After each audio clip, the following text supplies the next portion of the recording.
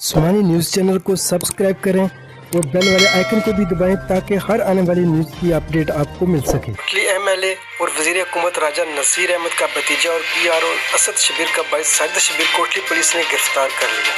साजिद शबीर की traffic police Kotli के एहलकार पर तशद्दुद हाथापाई करने का इल्ज़ाम भी है, जिस पर कोटली पुलिस को इतला मिलते ही मुलज़िम को फौरी दबोच लिया गया और फौरी तौर पर एफआईआर भी दर्ज कर दी गई है। सिफारिशों के बावजूद मुलज़िम को सलाहों के पीछे डाल दिया गया। बताया जा रहा है कि आला सतह से पुलिस पर शदीद दबाव डाला जा रहा है और मसलसल सिफारशी कानून का सिलसिला भी जारी है।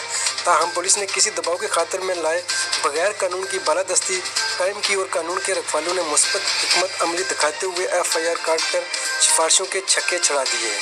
हालिया वाक़े से पुलिस की नेकनामी में इजाफा हुआ है और इस पर आवाम और नास ने कोटली पुलिस का तहे दिल से शुक्रिया अदा किया है। पुलिस ज़राए के मुताबिक कानून सब के लिए बराबर है और कोई भी इंसान होता कानून सब के लिए यकसान कार्रवाई करे।